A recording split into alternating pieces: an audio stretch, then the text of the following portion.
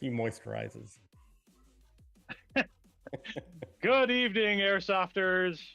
It is your friends from the Minnesota Airsoft Association doing our recap of SHOT Show 2026, which was last week in Las Vegas at the Venetian and Caesars Forum, right? Yes. Those are both locations technically. Yep.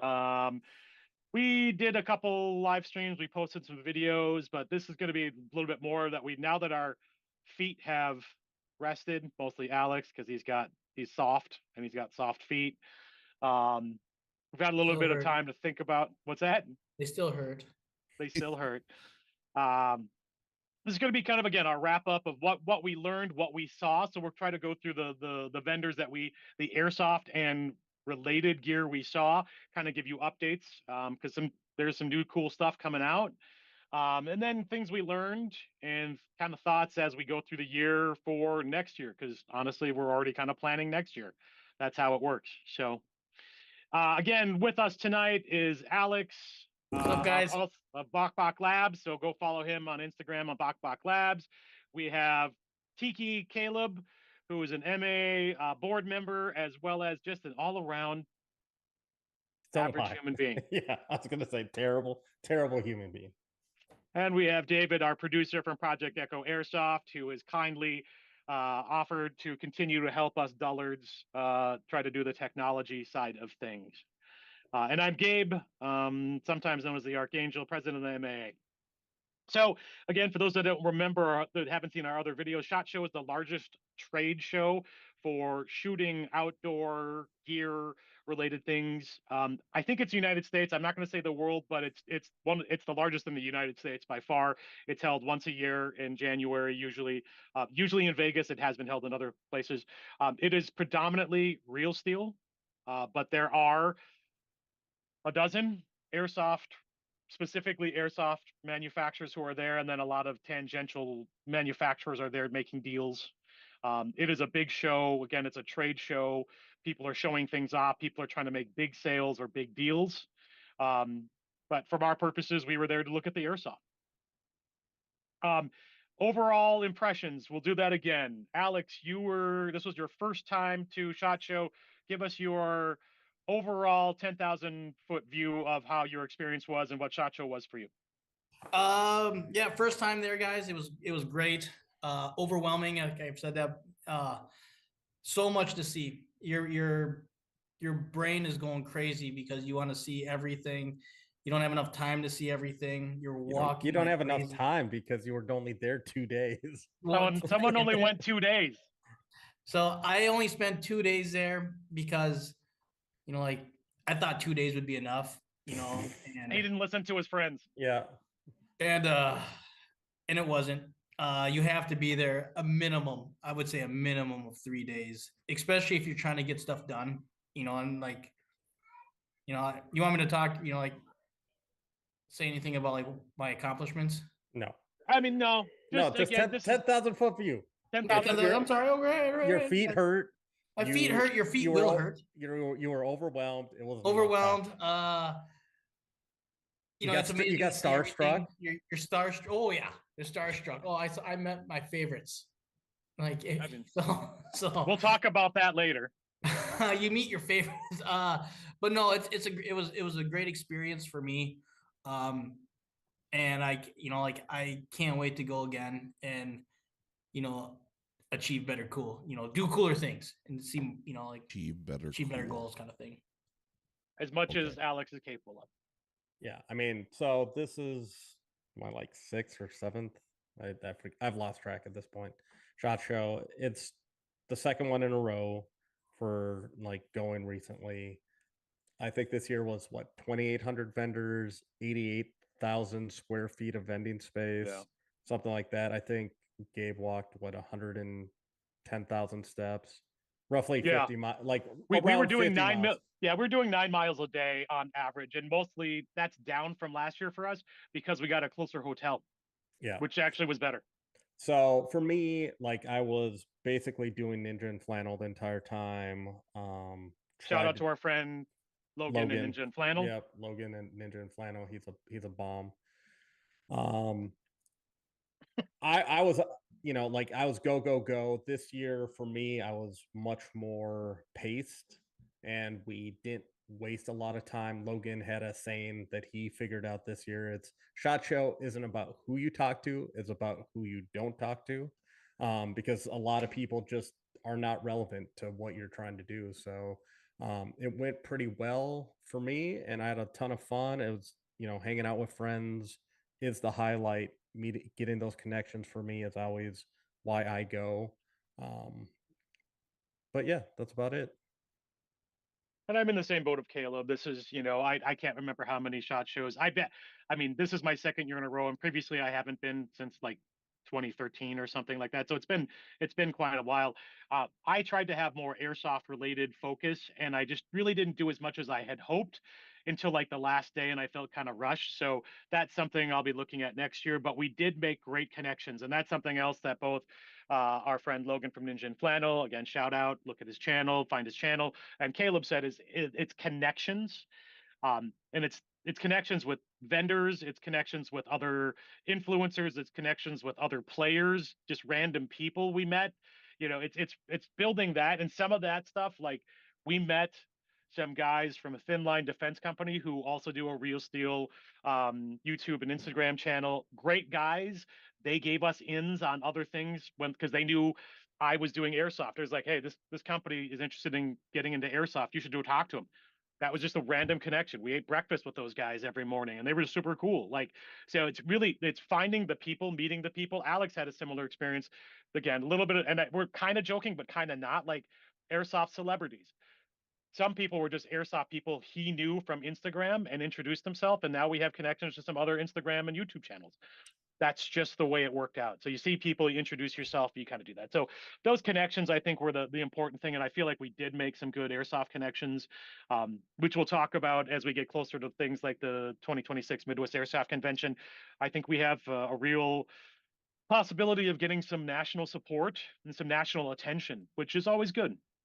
Yeah, I mean So it's crazy how those connections cross over lines that you don't expect. So we have some really good friends over at Matador Arms, and they're trying to find licensing to make an airsoft version of, like, it's the amount of crossover in that space is crazy. You will meet one guy who knows 10 other dudes and they'll somehow get connected back to you. So it's really fun to actually just get to meet people and talk to them. and I think that the addition to that is like if you know something and you can speak passionately and be educated, you're informed about it, immediately people's perception of you can just go like, oh, and it's not about that you doing something for them or you doing it for for you. It's just that now there's a connection again that you've made, and they're like, oh, that's great, can you give me more information? That's how it worked out with the Matador Arms. They had kind of some interest in one particular company. They asked us about it, and we're like, it's not bad, but we could probably hook you up with someone more interesting, just because it's just nice guys doing nice stuff for other nice guys, right? Yeah. And that's what it comes down to is realistically, if you're a user of airsoft, you have a knowledge pool that directly correlates to real steel users as far as, like, handling firearms, that kind of stuff. There's a point at an after party, totally not airsoft related, where it's like we started talking about pistol carbines and, like, hey, there's this cool stock on this airsoft, AAP that that you could probably figure out something, just like random stuff like that happens all over the place. Yeah. Um, let's go through the companies that we talked to, and full transparency, we didn't take enough video or photos, and that was one of our bigger lessons for next year. We talked to people and we intended to go back, and it just didn't work out that way, but we did talk to a lot of people. These are in no particular order, but just for interest. Elite Force, Umarex Elite Force was at SHOT Show. The Elite Force side is always kind of a smaller booth. Again, remember, they're trying to do business with larger companies to sell their wares. The three things of note that they had this year, or the two things of note that are coming out. So they have the Ruger license for the SR 1911, and that's going to drop in Q2 this year. So if you are a Ruger SR 1911 guy, I do have some pictures I'll be posting of that. That's going to be coming out in Q2. They also have a new split mech box 416 coming out. If 416 is your jam, there is another 416 that's going to be hitting the market from the Elite Force side. The other thing of note from me, and I think I'd mentioned this, was I'm a fan of their Legends Western guns, their single action army and their lever actions. They are not going to release anything new in their Legend series. Everyone's had this was a common theme amongst a lot of the vendors that were there, not Airsoft specific. It was a rough year. Everybody, the economy's a little rough, so new designs, new things. Just wasn't in the tap. I mean, one cool thing that you learned though is that they have aluminum plates for the lever action, right? Yeah. The part that breaks all the time, and that you can actually get replacement parts direct from them. And that was a connection. The guy was like, I was like, hey, I know the spring on this, and he goes, I know exactly the spring you're talking about. We don't just have them, but if you talk to me, I'm sure we're not selling them, but if you need a spare one, let me know. So like there was a connection with one of the marketing sales guys at Elite Force who was like, yeah, man, we're happy. And I also mentioned the fact that I'd like to do some quick draw games over the course of the summer, but I want single actions, and would they be interested in maybe sponsoring and sending us some guns for people to try? And he's like, that sounds good. Let's talk. So the connection part on that part, maybe Elite Force, a couple new things, not a huge amount of new things coming from Elite Force, but the connection with them was really great.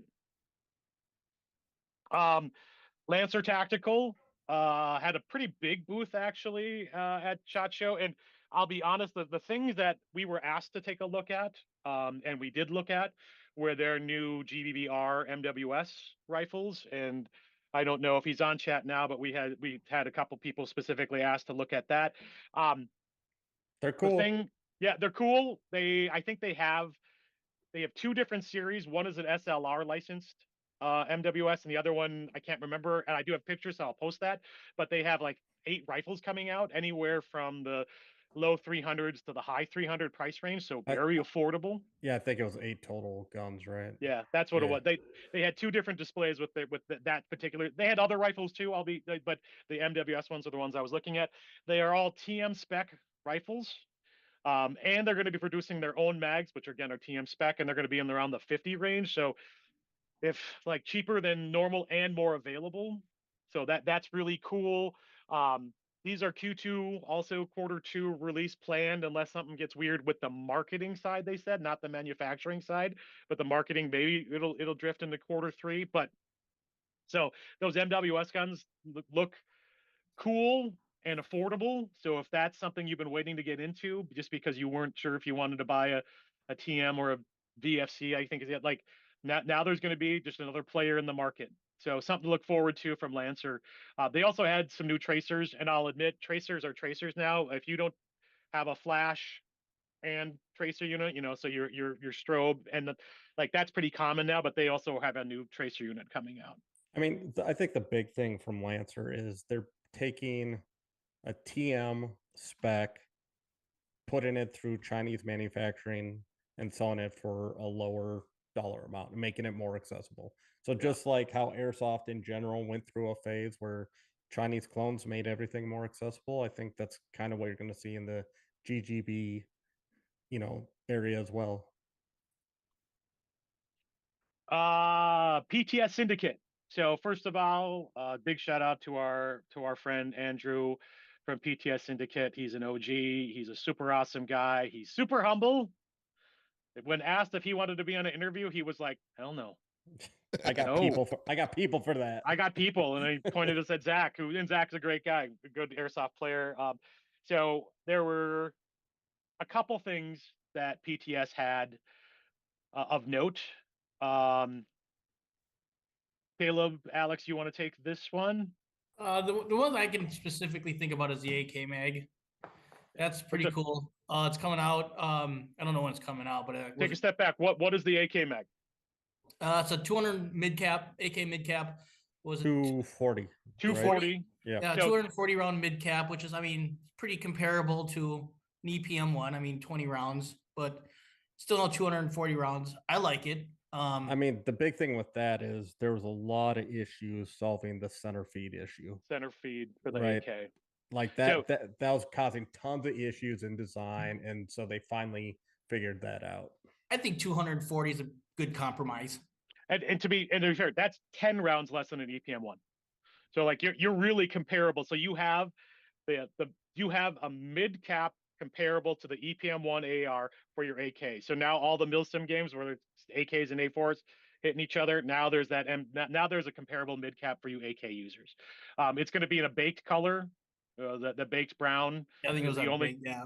Yeah, that's what they're coming out with. They that is also a Q2. That's a quarter. A lot of stuff is quarter two, right? Like I think we got just, pictures of it. If you flip around our Instagram, That you'll see that took a whole day of my TikTok feed. Just that magazine was like a whole day of my For You page was everybody talking about that mag.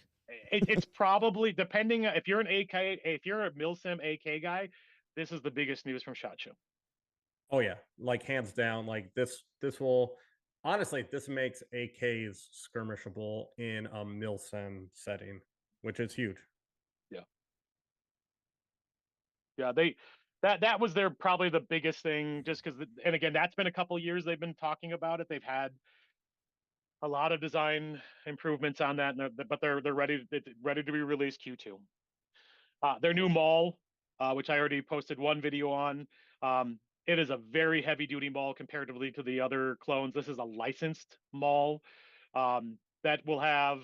It's got the Axiom buttons. It's got and two different rails and a tool that they're including with it. So they're keep on adding things to make that more interesting, but it's already pretty interesting to those of us who enjoy the mall. $300 price point is what they're aiming for. They're not exactly sure yet, so don't hold me to that, but that's also coming out. And again, it was a tank. It was a really well made.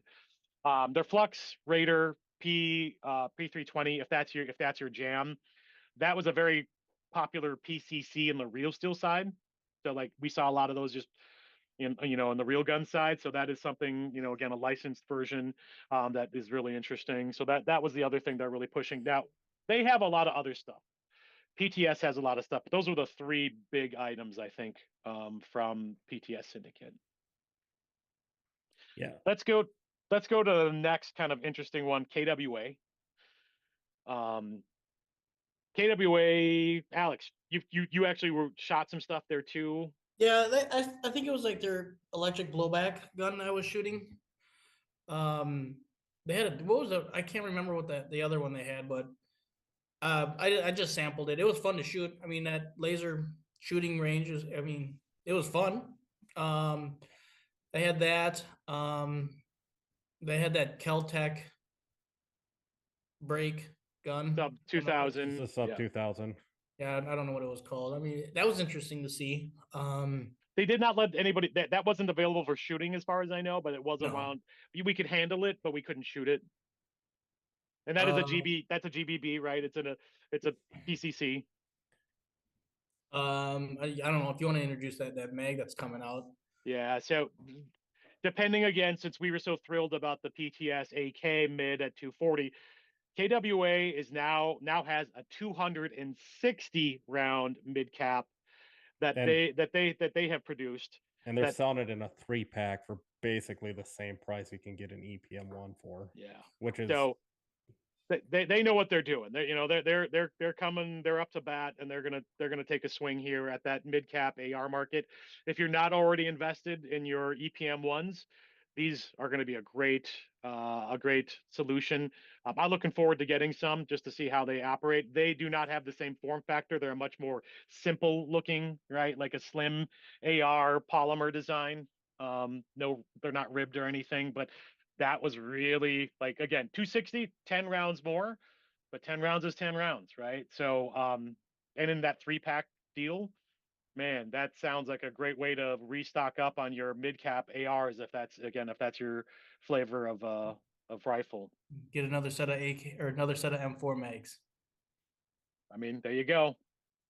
And they also had a new brushless motor. So if you're if like most of us are in the HPA world, so a brushless motor is not something I've played with at all. but they have a new brushless motor that they were very proud of as well. So we didn't get price points on that brushless motor, but again, everything will be coming out Q2, so we'll start seeing that stuff start to drop in the larger retailers. Stingray. So for those that don't know, Stingray makes claymores. They have their new disposable mortar. They actually have a new M72. They had new items. We didn't talk to them too much about pricing. We kind of ran through. I had some discussions with their owner Carmi, and he wants to work with me on making sure that if I have any issues, uh, I have someone to talk to, and I'm really looking forward to working with them. They have 2 new drones, and so basically RV type, or not RV, RC RC. related things. So RC, thank you. I mean, maybe they'll come up with an RV. I don't Ooh. know. Give them time. The So they M72 is new, isn't it? Yeah, so they have their M72 Law, which is very lightweight. It looks pretty nice. It's still single use, but that's coming out. Their portable 50 millimeter mortar tubes were already announced, but they did have them there. Same kind of thing. They do have, they just announced this now. They have kind of like your mortar crew pack or your anti-armor tank or anti-armor kit, where you get like X amount of mortars and a couple laws. They did have a thermal scope, which you might have seen some videos on. I didn't get the price point on that thermal scope, but that's something they'll be pushing. That again, they just dropped an email today with these new products, so they are promoting them. They are for sale now. What else? I'll say the drones. So they have one that is just kind of that's got a cam on it, and the other one actually takes a 40 mil shell. So- I don't think it took tag in though at this point. No, it's just a 40 mil. Yeah. I mean, I think you that can put anything on.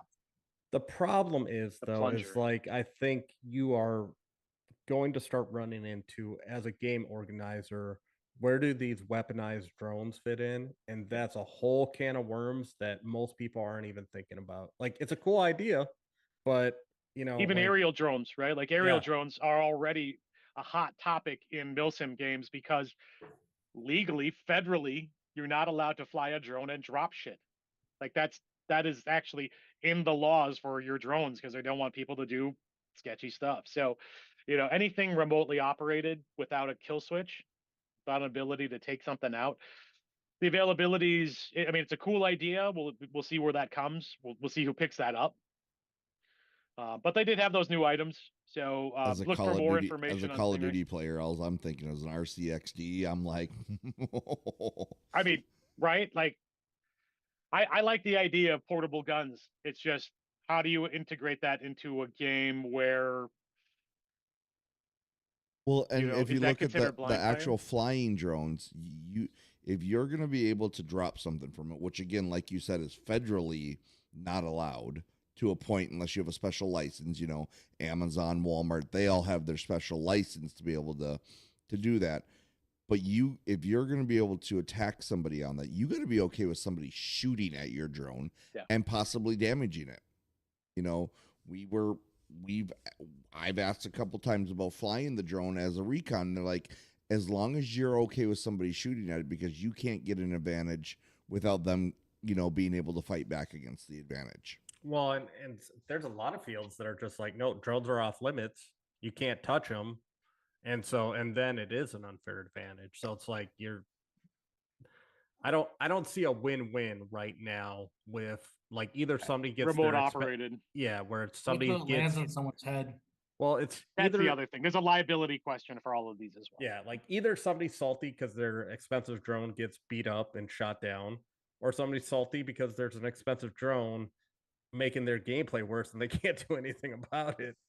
Right at a price point of I think I heard it was something like $300 or $400 for the RC one.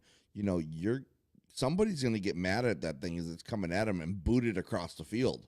And then now we're talking about people in the parking lot are going to be, and that's nothing we want in airsoft.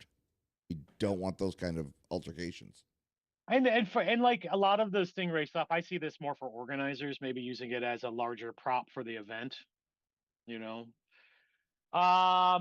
MOS Arcturus, they had a fairly decently sized booth, but to be fair, we went looking for one specific thing that they didn't have, which was their new gate AEG that just happened to be there. They have their new NATO line. I will forward some other videos that other people have done. But I'll just say the MOS guys are really nice guys. The other thing that came up from my discussion is the new e-shooter smoking tracer unit. They're importing. I had no idea that they're the people who brought that in. Super happy about that. In fact, I ended up having a good connection conversation with the guy who's like, I made a video, and I was like, I saw that video. But they're the ones bringing that in. He was the guy I talked to, and I don't have his name right in front of me. He was like, I wish we could redesign this. And so that is one of the things he's thinking about bringing back to the table. Is right now that e-shooter can has really aggressive front end. It has grooves. And he's like, I don't like this. It's not my personal thing. Like, it catches on my gear, And I was like, yeah, no, I have the same complaint. It's difficult sometimes. But so just so we know, their new the e-shooter smoking tracers are being brought in by MOS. They did have more pistol lines, but Like nothing new. Like a bunch of 2011 type Yeah, things. Yeah. 2011s were really Yeah. popular, Yeah. just across the entire show, Real Steel and Airsoft. So again, the 1911, the 2011, like that's a very popular thing. We're going to see more and more of those coming on the Airsoft side. I mean, like, and the staccatos are kind of last year's thing or 2 years ago, and now it's now it's this. So I think they anything need to that's rethink that. basically a high kappa is going to be popular in the airsoft community. It just has so much aftermarket support. yeah, absolutely. That e-shooter thing, I think they need to look at it too. You can't, to fill it, it's on the what would be the barrel side. You can't recess that then and still be able to fill the liquid. And actually that was one of his video, which I plan to do another video as well, is like you actually have to have it off tilted so that the fluid goes down. Because if you do it the wrong way, it's going to leak all over, and then you got goo all over. Though he also thought it was funny that after the point of the initial smoke you get, the gray smoke, that after that everything's flavored, and that they had their peach mango and their strawberry kiwi, and I just was like, hey, it'll work for me to have what it. is this about? I'm ordering two. I'm ordering two because I always have e-liquid with me. So I was gonna say one for me, one for you, one for me, one for you. Yes, exactly. I'm gonna mention Jag Precision just because Oh, Tang is the highlight right there. Tang is a great guy. The main marketing and sales guy for Jag Precision, Tang, is a OG. He's super nice. He's also helping rep Earmore, who makes the Hearing Pro, the electronic Hearing Pro. So they didn't really have much from a part of new things that we hadn't seen before. But I'm actually gonna hand this over to Alex, because Alex and Tang had this very private conversation that I wasn't involved in. They meshed. Well, I don't know if you guys have ever seen the Jag. They've got that micro gun. I don't know what it's called. It's the 5-barrel version of the W23. 4-barrel. Yeah. Was it 4-barrel? Yeah, it's the 4-barrel. It is. I don't want to. I want to use the right words here. It is the more affordable version of the W23s that I have brought to a lot. So it's like the micro mini guns. Yes. Micro mini, yeah. And we were talking about it, and like I had mentioned some of the stuff I've built. If you guys have ever seen anything I've built some non-traditional stuff. Some monstrosities. No one asked for. Yeah, something that nobody asked for. And we started talking, and Tang really liked my ideas, and he brought up he's like, hey, you should try to make like a master key with the minigun. And we started talking about it, and we were spitballing ideas back and forth, and next thing you know it, he said like he could probably make something work if I got a hold of him, and maybe I'll be making a master key minigun. Wow, look how giddy he is. He's like ear to ear smiling. And just to be fair, Alex does not have an active project, and that was one of his things. He's like, God, I need a project. And he and Tang had this, like, we were talking, everything was really chill, and then they started talking about modding and all this stuff, and Tang started to have ideas, and Alex started having ideas, and next thing you know, they were holding hands and looking at the sunset, and I was like, I'll just exit stage right. You guys have your moment. So Yep, I'm yep. excited. Like I'm gonna reach And- out to him. Yeah, and And again, talk to that's him, that like, I'm just connection, gonna- right? So I'm Yeah, gonna reach 'cause- out to him and see what we can do. He said he could Yeah. hook me up with one of those at an extremely good price, and if I And- can, I'm gonna do it. And on top of that, he was another guy who's like, oh, if you need parts for a shotgun, right? He's like, oh, I got that shotgun. I've got parts.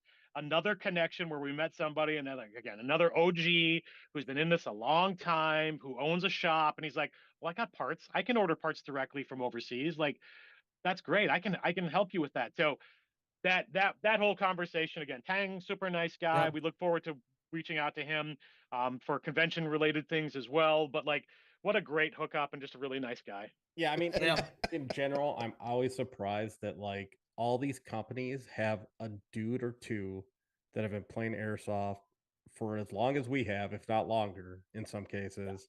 And you're just And a like, Cali guy. oh yeah, yeah. And where it's just like, okay, like these are OG airsoft players that have been playing for 25 plus years. They love the sport, and that's why they're still doing this. Those will be the best companies, and those will be the companies that'll stay around. The ones that come in Yep. just for the dollars, well, no, it's the players who make the company to make the sport. Well, meeting better. those old school guys, like I just hope I leave an impression enough where these guys remember me from last year. Ugh, not a Or if I positive leave- one. Not a positive one. You should have just said China Lake and then that Yeah. said it. No, Yeah, that's your claim to fame. this is why you can't get rid of that China Lake. You need to own it. So And Yeah. again, I want to make it clear. It's not like they didn't have things. They were showing things, but their airsoft showing was smaller, and it had been mostly things that we had seen. I mean, But- you could sum up the whole SHOT Show as like basically a year of, last year. And like not a ton of new stuff came out. It was people showing off what they showed off last year, but in a 10 mil instead of a 9 mil Or it was actually done. Whereas last year they showed it and it was Yeah, like, it well, was- this is still in development. This is still, this year it was like, nope, this is ready now. This is coming out. Exactly. So like I think it's just been the economy has hit a lot of people hard. It's hit a lot of businesses hard. But one of the encouraging things I heard from a lot of people just reaching out today to follow up is it was a really good SHOT Show because they sold a ton of stuff. They made a lot of contacts. Like people, it was a positive thing, which that's great for next year. For straight up airsoft related things, that's about it that we had listed, but tangentially and very important. And if the AK mag was the most important airsoft gun related thing we saw, the Enola Gay announcements were probably the biggest thing of all for us For us. well, for Caleb and I as huge grenade guys. For those that haven't seen the videos, again, the EG67 original recipe is back. So for those that don't remember, 2-3 years ago, the ATF basically put the kibosh on everybody who was making grenades. You couldn't get tagging, EG67, or I'm sorry, Nola Gay, in order to keep up with the new requirements, changed their recipe to a slower burn and a smaller pop. They were garbage. And I mean, okay, Yeah, thanks. So, you know, that's what they were. They were garbage. I and hated to be fair, they actually knew. Yeah. They 100% knew. and like, and they were literally just playing the game that they had to play to continue operating in the US. And In fact, I That's think why Caleb, just didn't you threw walk two up at and a you were time. like, if they were half the price, that would have been great. yeah. I, I think mean, Caleb just walked up and said, "Hey, when are your grenades not going to suck anymore?" And they were like, "We know." yeah, And they were super cool about it too. yeah, they Like, were great guys. There were two guys there, and they were really nice. The nice thing is it's like it's still at that $9 map, price point. So unlike Tegan, where a lot of people just covet it because it looks cool and the form factor, like I love throwing EGs because they're not fun to look at, but they get the job done. And so they're kind of my go-to. The cool thing is their flashbangs that are coming out. Those things are hot and they're cheaper. So like they're tiny that you could probably use a shotgun shell holder and Oh, yeah. stick like 10 of them. Like they're so cool. I don't know how I feel about side pull versus vertical pull yet, just because of like how you grip them and do I mean, everything. as a reminder, these are side pull, 4 to 6 second, 120 decibel flashbangs. Yeah. What's the So- lumens on? Did they have a lumens? They didn't, and I'll be honest. One of my first question, not for them because it's not up to them. It's the fields. Like, how will these be considered? Will these be considered as grenades, or With a just like a 10-meter or a 10-foot kill Yeah. radius, or like, or do you actually have to be hit with something? Because that will change how they play, right? Yeah, or are they simply just distraction? And I'll be honest, it doesn't matter to me.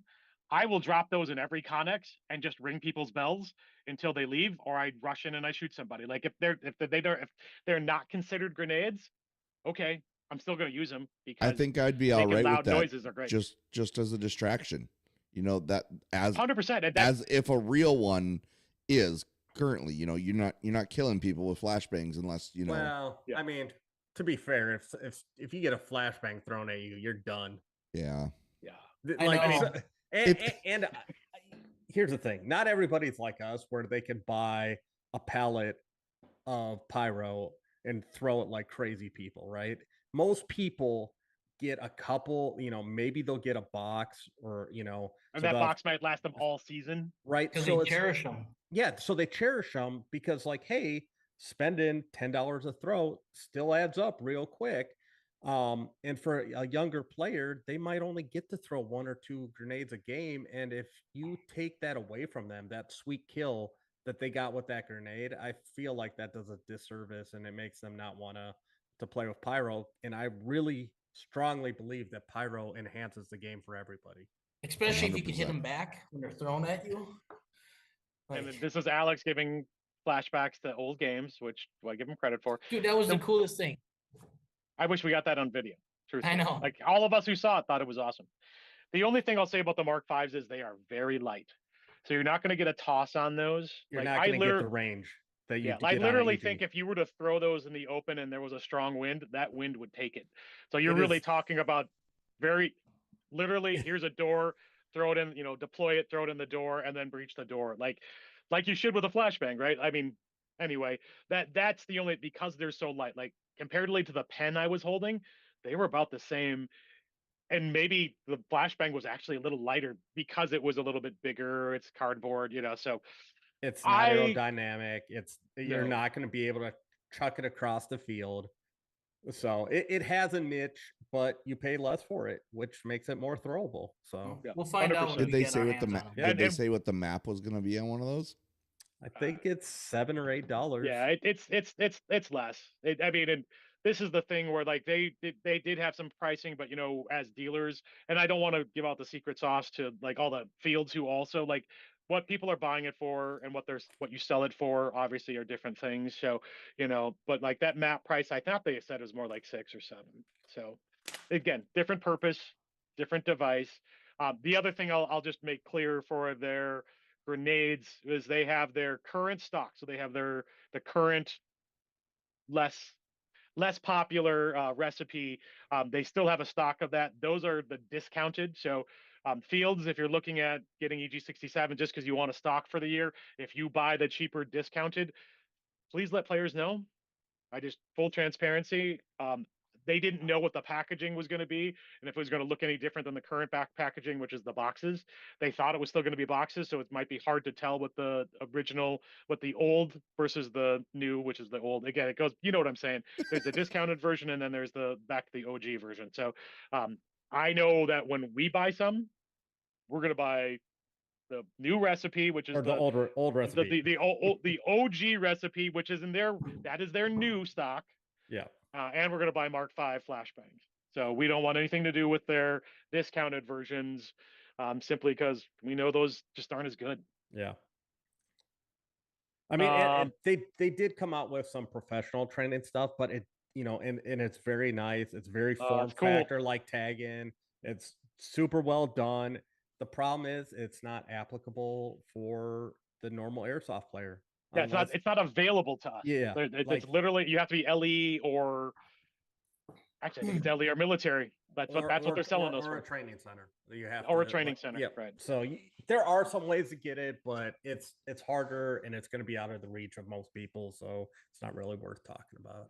And from a smoke point of view, they didn't change anything with their smoke lineup. They still have their 18s and they're smaller, so that's the same. But Yeah. again, the EG67 is coming back, and the Mark Vs are real exciting as we're going into 2026. I'm looking forward to it greatly. I'm super excited. I need Yeah. 6 cases now, please. I mean, Well, I will probably be making a pellet size order here in a little bit. So, we're just going to talk lightly about gear because we all run so gear, much gear, and there's so much gear. In fact, for every Spiritus and Shaw Concepts and Shaw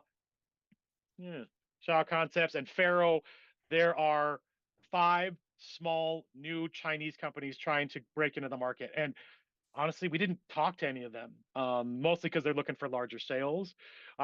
We did talk to Condor, and we're excited. Condor sounds super excited, super willing to donate and help us at the convention. So I'm hoping and they came out with some nice stuff. Like they have like a pistol mag holder and a 5.56, standard Stan egg holder that has built-in inserts, and it was very nicely done for a real laser cut. Yeah. They also had a new belt, laser cut. I mean, again, they're not sitting around doing nothing. They are continually to improve their line. I think they actually had a new plate carrier as well. Yep. Again, laser cut plate carrier. Yeah. So very comparable to what you're seeing at a slightly lower price point, but Condor, a lot of people are using Condor now. Condor isn't the Condor is no longer this is shit gear from 10-15 years ago. It's actually pretty legit. Alex's gear, Condor gear, is from 10 or 15 years ago and is still garbage. Hey. We hope he'll buy new Condor gear. Oh no, were you being serious? I didn't know we were doing a comedy show. I will say this: like, if there's 10 to 12, so if there's 2,800 total vendors, 10 to 12 of them are Airsoft. There's probably 150 that are gear related. At least. And right? it's very varied, right? It's a huge amount. So it just, when you're talking about gear at SHOT Show, it's way more intense and expansive than the Airsoft market. And like the Condor guys, again, the reps we talked to are from Condor, super nice guys, but they were something like, we have 30,000 SKU numbers. Yeah, it was so many. They have so many products because they not only do they make gear, but they make uniforms, they make jackets, they make so much stuff. So they're a huge vendor, and they had like a double-sided booth, in one of the big rooms. So they're a big player, regardless of what you think about they're doing Condor. Volume on a level that most people can't comprehend. Oh yeah, absolutely. Like we had, talking about cool people that you don't expect though, like we had breakfast with a gear producer. Gabe, you should talk about that a little bit. It was just like we sat down and we're talking to, the Thin Line Defense guys, which are awesome guys, but one of the guys with them is making legit gear. He's making awesome gear. Yeah, and it's one of those things. I'll just note, like, I've had my starstruck moments have been weird people who I just have purchased or followed on YouTube, and I don't want to say small, but they are smaller gear makers, custom gear makers, right? So we met Dan from Dynamic Principles, who makes great gear. And again, it was just randomly. I was like, "Who are you with?" And he goes, "Dynamic Principles." I was like, "Oh my God, Dynamic Principles!" And then I had to go to my phone to see what stuff I had purchased from them. And again, super nice guy, super open to some thoughts on things. He has a whole new line of things. He has a fantastic belt. Again, the guys at Thin Line Defense, who we love those guys. They love his gear.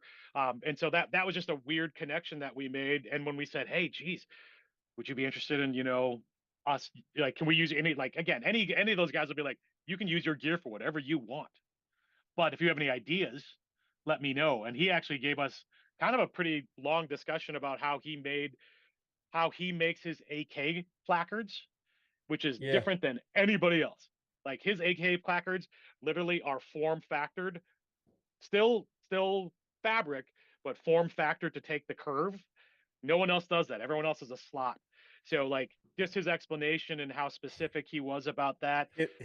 His pimp pouches are awesome. His And that's what I own. I owned a pimp pouch from him, which is an administrative pouch. yeah, like I like his wings. He has a back placard for chest rigs. That's really like he has a lot of cool stuff. And he was not only is his stuff great, but as a dude, he was just a cool dude to talk Solid to. dude. Yeah. In fact, I reached out to him today just to say, hey, it was nice to see you at the show. Nice to meet you. I look forward to getting some stuff.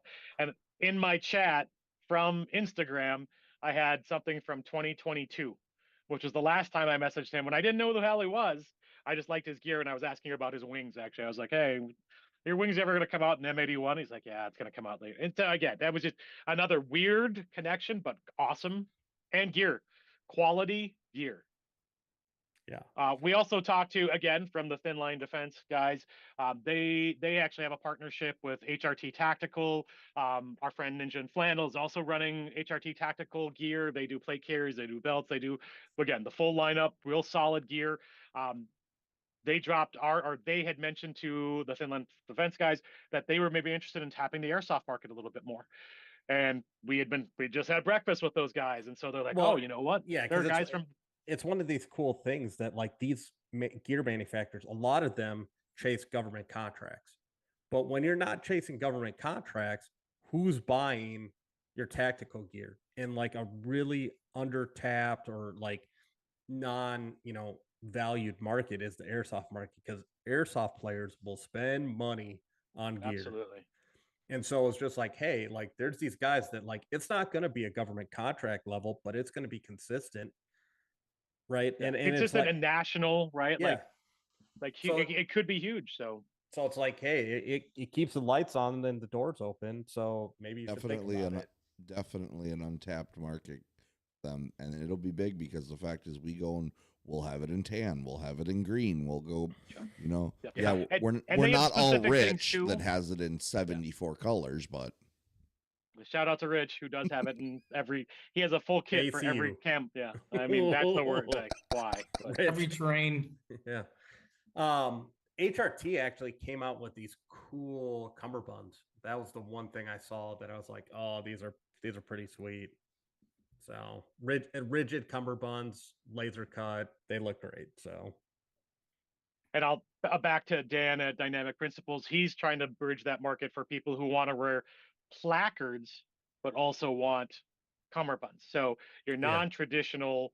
You're not going to run a plate carrier, or if you want to run a plate carrier, you can use the same cummerbund or cummerbund connection system with a placard or a full plate carrier. So like I already have something like that, but his design ideas are very interesting. I'm looking forward to those too. So speaking of plate carriers, Condor's new attachment system, the quick detach, the round, it was super interesting. It was weird. Like I don't know how I feel about it, but it was well done. And if I'm honest, we really should have got some pictures of that, because it was unlike anything. It was different. Nothing like we'd ever seen before. In fact, as we were talking to like, have you seen this? Or like, whatever. And then we're like, well, what the hell is that? Like, it didn't look like anything we'd ever seen. And I'm even trying to remember how it was like it was magnetic, and you like popped it off. Slot. Yes, it was. It had multi fat. Like we did not look at it long enough because I don't understand how it worked. Yeah. I was gonna make the comment that I saw those new glasses that I bought too. I met what was it? Edge Eyewear. Yeah. And I talked to that guy, and they had some pretty good glasses and goggle systems. They had a goggle system as well. I actually bought a goggle system from them. Extremely well priced, and they're supposed to be made for your helmet, like to fit the contour of your helmet. I'll be curious how they fit and how, like, I had problems with them just moving around on my head. Other people that were with us had problems. But they fit my head. Yeah. So all that matters is Alex. Yeah, as long as they work for you, Alex. And they fit my head. I mean, so anybody who has my head, it'll work good. So inflated. Ooh, I will say this is the other thing about going to a trade show, right? You can put your hands on things. Oh yeah. So like you can like, and most people are like, hey, can I touch this? So like, yeah, that's why it's here. Try it on.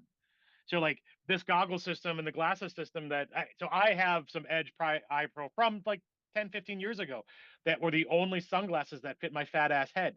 They still sell them. That was a connection we made, but they had these new goggles. Their new goggles do not fit like revision. Like revision's goggles don't fit me because I have a flat Asian face. Like I think Caleb, it happened to you too. Like we just like smiled and the Yeah. goggles like went up an Yeah. inch and a half on Yeah. our face. So like not meant for us, but they fit Alex's really good. And like anything else, you find something that fits, you're going to be really interested in it. And again, Alex bought one right away. So Yeah, no, that's the cool thing. Like, there's a lot of stuff at SHOT Show that does not apply to you, but then there's more stuff that does. So it's just looking around and keeping your eyes open, and because it's amazing just watching some YouTube videos after we got home. I saw stuff at SHOT Show that I never saw walking around for the entire time, right? There's so much to see. You're going to miss something. And you're just getting your hands on it, seeing what you can see in the time you have is what makes it fun. Yeah, a similar thing. I'll just point out this: like I wear the Loa. Actually, I wear Solomon's, but like the Solomon like trail hiking shoes I wear, I love them, but they don't make them. They don't make them in wide sizes anymore. Yeah. I went to Loa, and they had a similar version that they're like, oh no, we're back in wide, and I was like, great, I'm buying them. So like that was another very specific thing to me. I need a 10 wide, hiking shoe. Well, they have it again in subdued green, which is a great color scheme, right? So like that was something for me that I wanted to find Solomon, I wanted to find Loa and look at their boots, right? So that like Princeton Tech had some cool stuff. Like there's so many just random gear manufacturers there that you're like, oh, this is and this is where we didn't write anything specific because we just kind of breezed through, but like OpsCore had a bunch of new stuff. Yeah, they have a Spec Ops cut, which is priced better because they're trying to come in under their previous pricing for their stuff. So like cool. A lot of manufacturers this year, they didn't come out with new stuff necessarily, like as far as innovative, but they tried to reduce the price and make it more accessible kind of across the board, which is good for the consumer overall. Absolutely. That's sometimes better than making a new product, is if you can get that price 100%. Point down, because now you're going to tap into a whole different group of people. Because not everybody I'll be honest, can have like dad money. Yeah, me and Gabe, we both run OpsCore amps, and they're fantastic. They're great. You don't need to, innovate anymore. But if you could drop the price and solve a couple of the issues, like the auto turn off, like I would buy that again. Yeah. Well, when we were talking to both the Jag / the Earmore booth, like they have upped their technology on those Earmores. Like Earmores aren't they are more affordable electronic hearing probe, but they're not garbage hearing probe. No. Right? Like yeah, they were literally in the law enforcement sections of the SHOT Show because they're selling these Earmores to law enforcement agencies, especially those smaller agencies who maybe don't have the huge budget but still need quality tactical comms gear or hearing gear. Not only were they selling to law enforcement, they were selling to government contracts as well. Like it's both. So I think that's one of the things to think about. Is like at least in my head, I assume that certain companies are just garbage. And then you actually put your hands on them and you're like, oh, these are actually way nicer than they have any right to be. And sometimes we have old memories, right? Yeah. Like we were like so at Starburst last year, it's very possible that Alex blew out his Earmores from a flashbang, but those were older. And when we told that story, they're like, really? They should be fine with that. And we were like, oh shit, really? And he's like, yeah, the technology is way different now. We've really upped our game. And I was like, okay. And I don't think they used that. I think they were just like, our models have been flashbang rated for quite some time. And I was like, oh, cool. Yeah. Like, I had no idea. Right. So they were so legitimately surprised that they're like questioning if it was a real story. Yeah. That's what I just bought. this last before going The Earmores. to Sheboygan. That was I upgraded to the Earmore M30 to whatever. I loved them there. They're great. And as we're talking about the prevalence of flashbangs coming out, we are at a point where I know Alex might have to leave. So Alex, I want to give you an opportunity for two things. One, Sure. if there's anybody you saw that you want to say a shout out to, or you want to say this was the coolest moment of my life, and if you have anything that for next year that you're looking at. There was a lot of things that people, there's, like you watch these people online, if you watch YouTube and Airsoft guys, like C7 Viper was a guy I saw. Took a Really picture nice guy. I saw the USA Airsoft guy. I didn't really talk to him. I just, I saw him in passing. Forgotten Weapons. Ooh, I saw him. He's not an airsofter, but I saw him. If you guys know who that is. What's his name, Alex? Ian McGregor. I don't know. McCollum. McCollum. I knew you were going to get it wrong, but that's all right. Who else? I can't. I gotta say, Jet the Desert Fox. Like, Yeah. like He was there. Real nice guy. real nice guy. And I'm surprised. And we met him in a place that I didn't expect to meet him at. So we were at an after party, and for some crazy reason, he was at that one. Talk about like the weird connections people have, right? Like you meet people in the weirdest of places sometimes.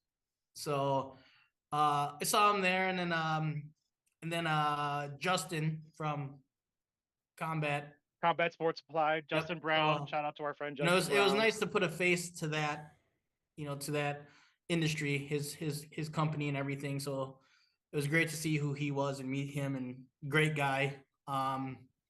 But other than that, I mean, I guess my takeaway though for, I plan on going next year with you guys, and hopefully we have a game plan that we, follow through on, but for next year, yeah, pictures. I mean, I feel like I didn't take enough pictures throughout that whole thing, and it's like, because I'm like starstruck, I'm starstruck. I'm excited. I see something, I just totally forget to take pictures, and I got to remember to do that. I'd probably introduce myself a lot more, like it's, like I'm kind of a shy guy when it comes to things, but No. That's why we love you, Alex. You're so shy. That, and then, like, I don't know, I want to make, somebody might, I don't know. It was just fun. So, other than that, guys, I got to check out. So have a good night, guys, and do your thing. Catch you later, Alex. Yep. Look for us on a live. We're gonna do probably YouTube Bert on Friday. Just Alex and I, just to go kind of over this again. But so Alex, we'll see you later. Be safe. See you guys. Take it easy. Similar to Shot Show, he's not here long enough. Yeah, smash the subscribe button. Smash it. If you'd like seeing Alex leaving, hit the subscribe. If you'd like to Can see I Alex do it twice? more things. All right, see you guys. See you, man. Oh, this is gonna throw for a loop though. Hang on. Hang on. I gotta fix things. No, you Okay, don't. you fix things. One of the other things I'll say from Alex's list that I saw, that was another thing that we struggled with, that our friend from Logan and Ninja in Flannel did, was he is used to editing and uploading things. And so, David, this is something I was going to talk to you about, whether you're joining us next year, as part of the MMA media team, or we work together, is if you take the pictures, if you take the videos, in order to be relevant, you got to post it, right? And it's not, who's going to be first. It's just your impressions, right? And so we really struggled to put stuff out. And at some point I had like my intentions in my mind were like, oh, I have Photoshop and I have editing software. I'll do all this after we get back to the hotel. No, when we got back to the hotel, we crashed immediately. Well, I mean, if we even had time, we were doing something every night of the show. I mean, that's one of the things with SHOT Show that, going with Logan has been super helpful for me because I've never gone in, in that capacity before. But like having a game plan of like, okay, this is my goal. This is what we're gonna hit. Okay, we hit it, and then it's like Logan is great at, you know, getting the stuff up that night and getting it out. But he's up to like 2 or 3 in the morning every night, the whole week, putting out content because that's, like he put out one video after Monday. Yeah, It which got was 10, range day. yeah, it got like 10 million views or 12 million. Oh, he's correcting me now. Oh, well, and the thing that happened for Logan specifically is that video then opened the door for other people we talked to continually over the course of the show. Now, is that same thing possible for Airsoft? Who knows? But that kind of thing, riding that social media wave, was so valuable. Again, Yeah. literally at least 2 doors were kicked open for Ninja and Flannel because of one video, which then turned to a couple videos. And you can go back and say, hey, my video got 12 million views last night. And they're like, oh my God, really? Like, that's when some of these vendors, some of these hungry vendors were like, great, you're our social media guy now. So, like, Yeah. that's in the airsoft world, Jet is already very well known.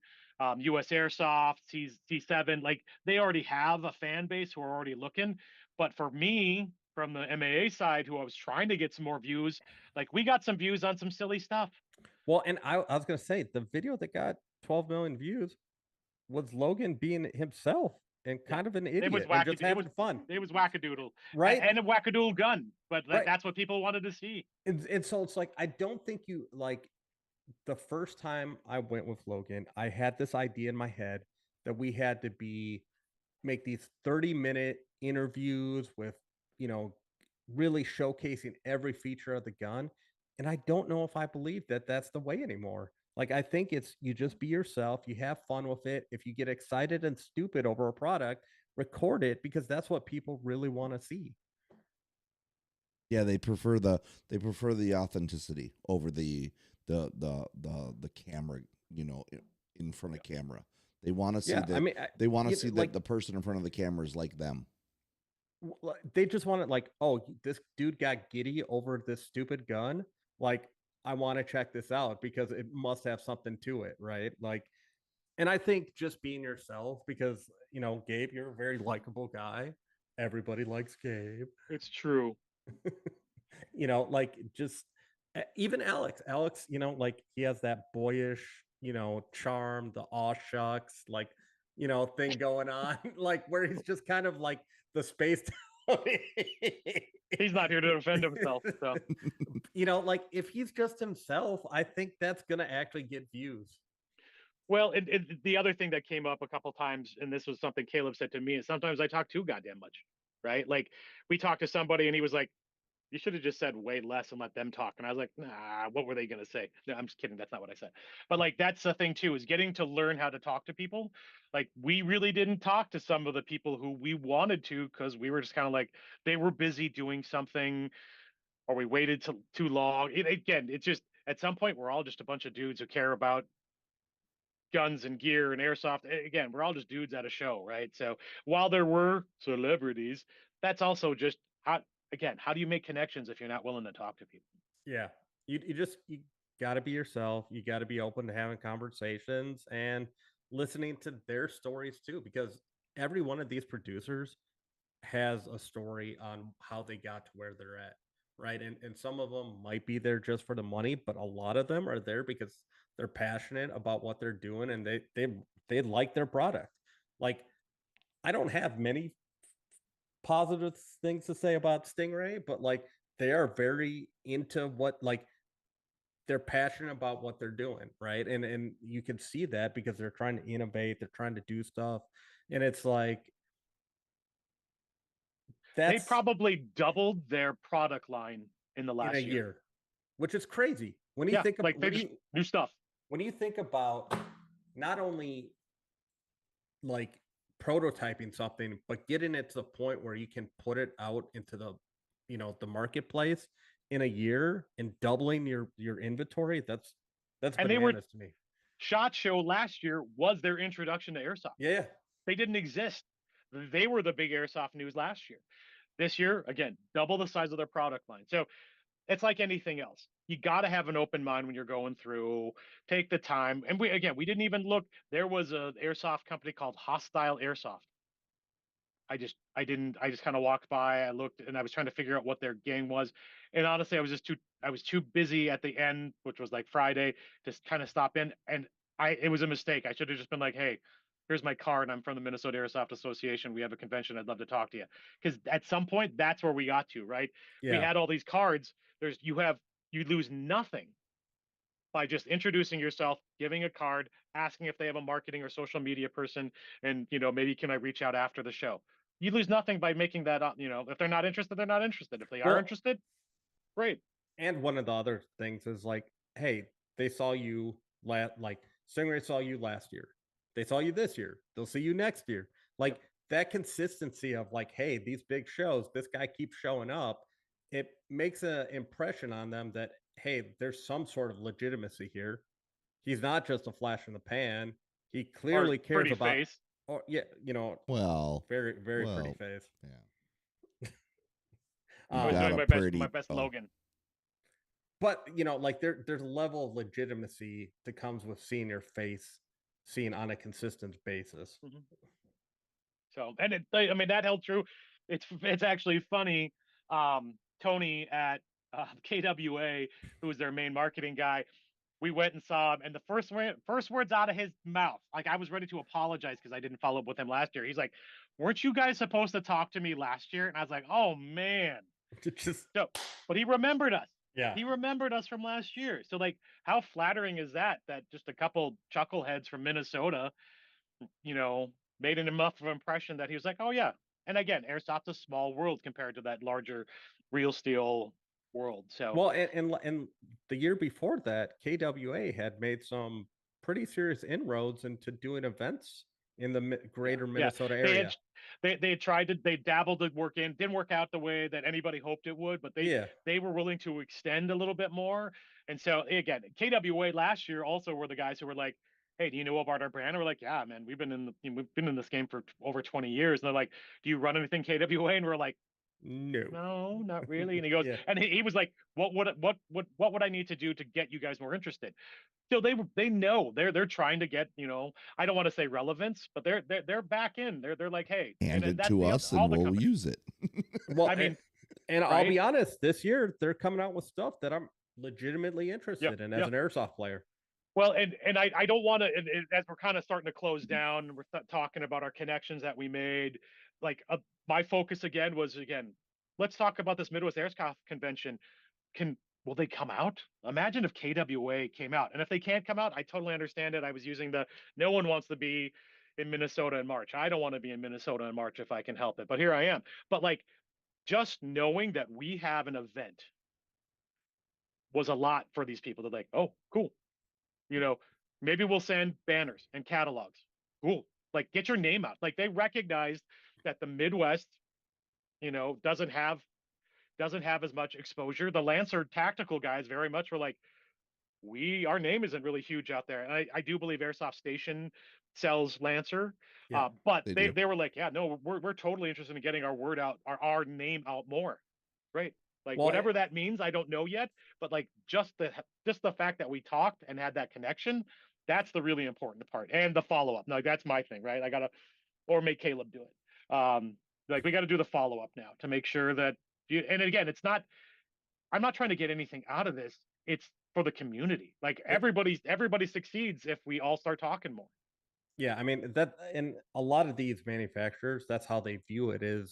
It's good for them, but it's also good for the community if there's events like this going on. And a lot of people were very excited. Oh, you got 500 people last year. It's like, yeah, we wanted more, but like just the timing didn't work out with the fields, and there's 200 players playing out. Like that really hurt attendance. But they got really excited that there was an event of that many people going on in the Midwest area, because there's not a lot of airsoft events anywhere that pull in 500 people.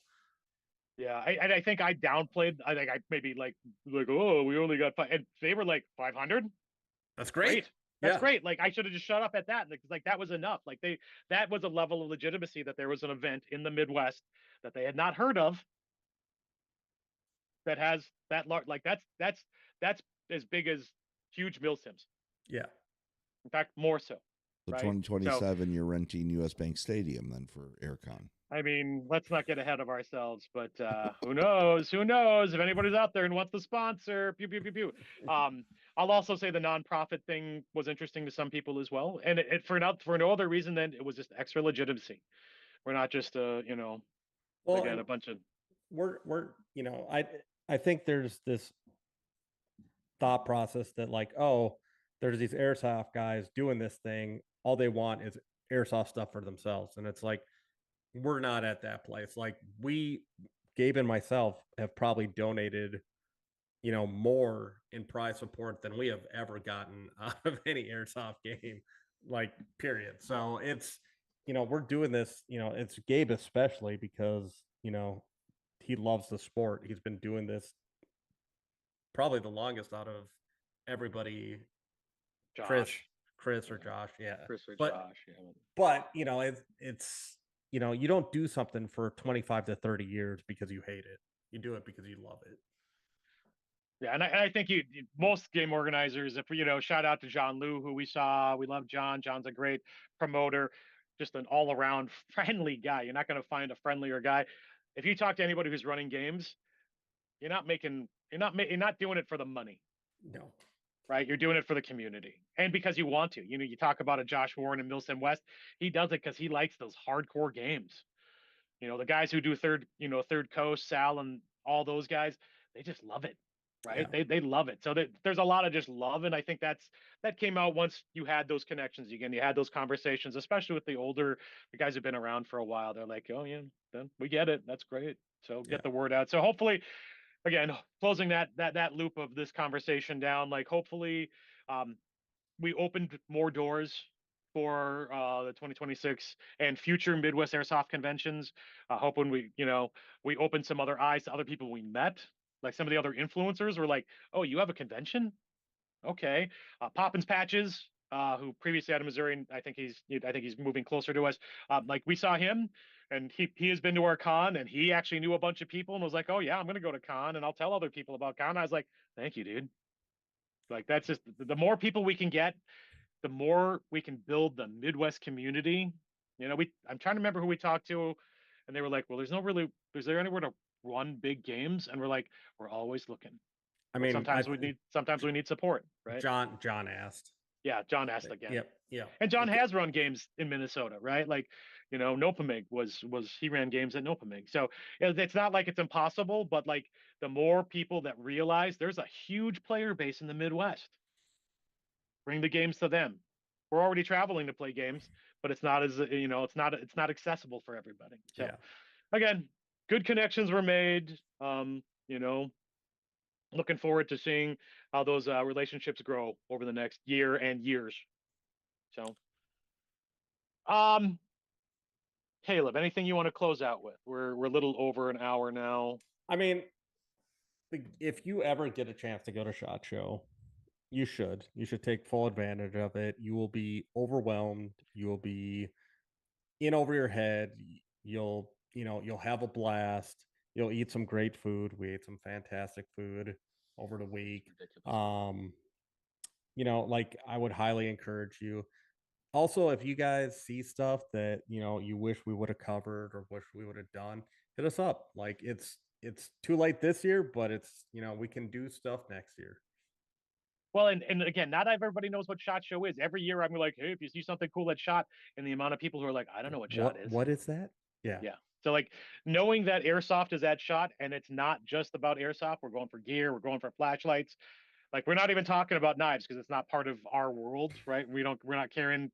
There were some fantastic knives at like Tour Knives is at SHOT Show and they're great guys and beautiful knives. I wish we could buy their stuff. I wish we could buy their stuff at the show, but they don't allow that. But like going back to Alex's experience, your first year you will be overwhelmed and you should just go look. Like Alex, after he left, he was at the airport and he's like, I should have done this. I should have done this. I should have done this. Great. Like no matter what we say to you, no matter what Alex says, what his experience is, your first time, it's just to write it off. We told him 30 times 2 days is not going to be enough. He had to experience it for himself and realize, okay, they were right. 2 days is not nearly enough. Yeah. And so again, it's one of those things, trade show, you can go to SHOT Show, but now like we went as media again. Shout out to our friend Logan Ninja and Flannel. He got us in this year. We're hoping to go as the MAA next year, but who knows what'll happen. So we went as media. You don't pay to go as media. You can go as a retailer. You can go. Shout out to Alex from Mere Tactical. We saw Alex. We actually met up with him very specifically to talk about some stuff going into the year. So that was a great connection. But like you can go as a, I don't know if you can go as a regular person. You have to be a retailer. You have to be in the business. You got to be a supplier, a vendor. Like they have attendee tickets that you can purchase off their website. Yeah, you could also be an NSSF member. Like this is part of that organization. So like there are other ways to go. So if you get the chance, I'll also say I think I evened out, not minus flight. Let's call it like let's call it $2,500 was my total expenses going to SHOT Show. So it's not, and we went for a week. We went for the full time. That's everything. That's hotel, that's food, that's, I bought an airsoft gun at Evic, which I'll talk about in a different video. So it's not a cheap trip. But it is, again, every other year, every couple of years, it is a once in a lifetime, just to see it. And then after that, you're working it. And that's, again, through Ninja and Flannel, what we, with the Minnesota Airsoft Association, that's what we were trying to do. We're trying to make connections. We're trying to take videos, trying to bump up our social media. We had a plan and with varying levels of success. So Alex, anyway. Alex spent $900. Well, he was there for 2 days. He was there for 2 days and he stayed at a hotel that was way far away, which he handled just fine. But his Uber rides got progressively more expensive. I'll just say, SHOT Show was one of 3 shows happening in Vegas. There was the Concrete World show and the AVNs, and those 3 things were happening. So Uber's, I think the first night he was there, like, my Uber was only $10. Well, it was $30 later. So it got more expensive because that's just, they rate based on activity. So, everything factors in, but it is totally something you should do. And if you can't go, have us look at stuff. Again, we had people ask us, I don't see Joe Eggstead here, Joe E. He asked me to look at AceTac. I look at AceTac. I look forward to talking to him about AceTac gear. So we did look at things that people knew to ask about stuff. So that's what we'll do in future years. So there's that. Okay. I think that's a good place to wrap it. That's a good place to wrap it. SHOT Show 2026 was a success. We look forward to doing it in 2027. I mean, the big thing is the con, right? That's the next big thing. The next big thing. And so we officially, starting today, we started accepting reservations for tables. The word will be going out. We'll be doing a full court press on all our promotions about the 2026 Midwest Airsoft Convention, Saturday, March 28th, at the Brooklyn Park Activity Center in Minnesota. That'll be our focus for the next 2 months, and then after that, we'll just start doing more videos and stuff about games. So, David, Caleb, anything else you want to say? No, man. Again, thanks for coming out. It was a blast. I always enjoy doing trips with you, so it's a nice time to catch up. So yeah, all I gotta say is, just the 5th bullet point in your learn lessons for next year is the big one. Underneath the 5th one is the big one. Bring David, which I did not. I did not add that to the list. Someone else must have added it. I don't know when it showed up. I saw it there. I was like, cool. I'll just say, from my point of view, again, social media was really, I want to do more social media, and it's not, I'm the face.